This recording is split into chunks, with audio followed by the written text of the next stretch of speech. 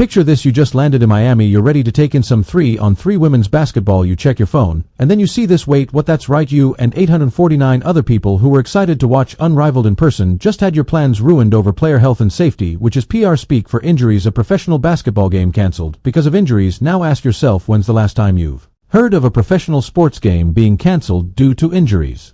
Yeah, sounds like something out of a local YMCA rec league, or the kind of league where moms take turns bringing the orange slices. Anyway, you slice it. Unrivaled, a league that is supposed to change women's basketball, has run into some real snags. Injuries are rising, ratings are falling, and a lot of people are asking questions and pointing fingers amidst the calamity. You can't help but think about the one person who would have made everything better. Caitlin Clark Wheeler finds Clark points of 9 of 13 shooting and 12 assists now for Seattle. Clark answers, and that is the first triple. While the organizers may not act like it, she was the keystone player for the league, the one who would bring all the casual viewers, maintain the momentum for the 2024 WNBA season, and propel Unrivaled to become a sustainable league that pays players. Well, they gave Caitlin 1 million reasons to join, but she said hard pass. A lot of people were scratching their heads. How could she turn down $1 million and probably a lot of equity for just a couple of months of work? Well, it turned out to be her highest IQ decision, yet it wasn't just the best decision for her, it was the right move for the WNBA and the players, even if it means Unrivaled fizzles out. Let's get into it, because there's controversy around this. Some claim that Caitlin, by not joining and promoting the new league, wasn't putting women's basketball first, but when you really look at it, she 100% was. They just can't see it. But first, like this video if you think Unrivaled will be done within the next 3 years. Comment if you think it survives. Ball drives to the basket side of the floor, a deep triple for Howard. All-time stuff from Courtney Williams and Alicia Gray. Now let's first understand the sheer gravity of Caitlin's decision. We've got to understand her pull. By pull, I'm talking about the insane attention she attracts. Let's go rapid fire. She had the most dominant rookie season ever: 19.2 points, 8.4 assists, and 5.7 rebounds per game. If stats were food, that would be a balanced breakfast. Single season record for points by a guard, single season assist record for any position. Rookie of the year, 4th in MVP voting. The list goes on. Despite what the haters will say, that she only got hype because of her color. Yes, I'm still not over that Sheila Johnson interview. I feel really bad because I've seen so many players of color that are equally as talented. She was electrifying crowds with her on-court performance. Speaking of crowds, Caitlin made the Indiana Fever the most watched team in women's basketball. They averaged over 17,000 fans per game, and their televised games were the most watched all year long. Viewership went up league-wide by 170%. Pretty much every game with over 1 million TV viewers featured Caitlin Clark. Some of her games had higher ratings than NBA games airing at the same time. It's pretty crazy when you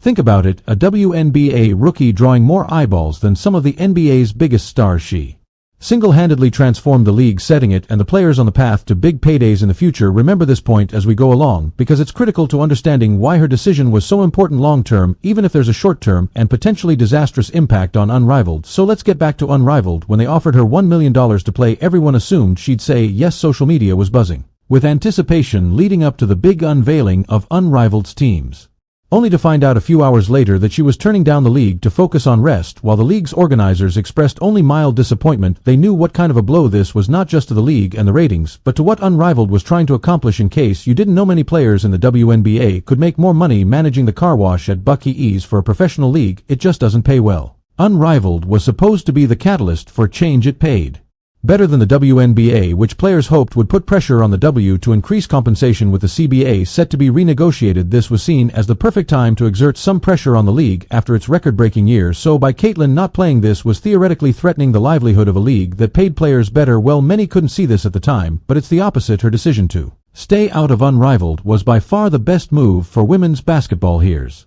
why. First, let's go back to Caitlin's rationale for the snub rest. This wasn't just about taking it easy, it was about injury prevention, and man oh man did she make the right move. With the crowds as tiny as they are, Unrivaled may as well host their games at an urgent care clinic, because the injuries are piling up. Alyssa Thomas, Tiffany Hayes, Kayla McBride, Kate Martin, Brittany Sykes, Natasha Cloud, Marina Mabry, all of them are out now. 7 players might not seem like a big deal until you remember Unrivaled only has 36, that means nearly 20% of the league is hurt. As a result, they've cancelled a game and abbreviated their one-on-one tournament. Not a good look, and many saw this epidemic coming from a mile away. Unlike traditional 5-on-5 basketball, Unrivaled uses full-court 3-on-3. Sure, it's non-stop fast-paced action, but that right there is the problem. That kind of pace takes a toll on your body no matter how great an athlete you are. Even the Big Three men's 3-on-3 league, which stars former NBA players who can handle the rigors of an NBA season, only plays half-court. Nice block by Sean Williams' legs. Oh, what a play. Big offensive rebounds defending Beasley. So good going right. They know that full-court 3-on-3 is brutal on the body, constant sprinting, cutting, and defending, and when players get gassed, that's when injuries happen. Fatigue kills form and reaction time. A player is way more likely to roll in ankle pull a hamstring, or tweak a knee when they're exhausted. With Unrivaled only having 6 players per team, they just don't have the depth to accommodate injuries. Every player that goes down adds another 20% workload for each remaining player if I'm doing my math right, and the talent pool waiting in the wings to sign as an injured reserve is pretty shallow, which ultimately leads to a diminished on-court product. Now let's go back to Caitlyn. Just imagine for a second that she committed to Unrivaled, was lighting it up, then tore her ACL in a freak accident. The biggest star in women's basketball and arguably the most marketable female athlete in the world could be sidelined for her highly anticipated second WNBA season, and then there's no guarantee that she'd come back and be the same player. Now you might be saying, oh come on, that wouldn't happen, and you could be right, but the only way for Caitlyn to be 100% sure it doesn't happen is to not play in Unrivaled. The way I see it, the $1 million she forfeited was an investment in her career, the WNBA and women's basketball as a whole, because don't kid yourself, without a healthy Caitlin Clark, the WNBA would be back to its normal slow but steady growth trajectory. Ratings would drop, and if you like the video, then please like the video and subscribe the channel. The pie the players want a piece of would end up a lot smaller. Speaking of ratings drops, Unrivaled's got a problem there too. When the league first launched, things looked promising. It debuted with over 300,000 viewers per game, which for a brand new league was solid. 3-on-3, there are always more room for development. The actions that you can get into gray AD triple, yes, but then reality hit hard. Viewership plummeted to just 160,000 per game on average, which is about a 50% drop, and now with the injuries piling up, games being cancelled, and in-season tournaments condensed, the league's facing an uphill battle. Really, it was uphill to begin with. It's a competitive landscape for a new sports league. There's NFL playoffs, the NBA, NCAA basketball, a ton of options to keep sports fans satiated. Despite Unrivaled boasting many of the WNBA's top players, there's only one who can cut through the noise and lure the casual sports fan. And yeah, the Swifties, and that's Caitlyn. In a previous video, I estimated that she personally doubled WNBA viewership last season. And with her impact magnified in a league with fewer teams and players, her impact would be amplified. She could have tripled or quadrupled Unrivaled's ratings, and this brings me to why this was a genius move for Caitlyn. Even if she didn't mean it in an I'll show you kind of way, she is kind of showing them what happens without her. Her absence further reinforces her importance, and in a twisted way, the worse Unrivaled performs, the more Caitlyn's brand value rises.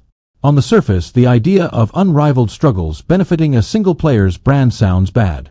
But it's the reality, and the good news is that a rising Caitlyn tide lifts all boats. Think of it this way. We all know Caitlyn's impact on ratings. She's in high demand. I would argue that Caitlyn not playing in Unrivaled gives fans time to miss her.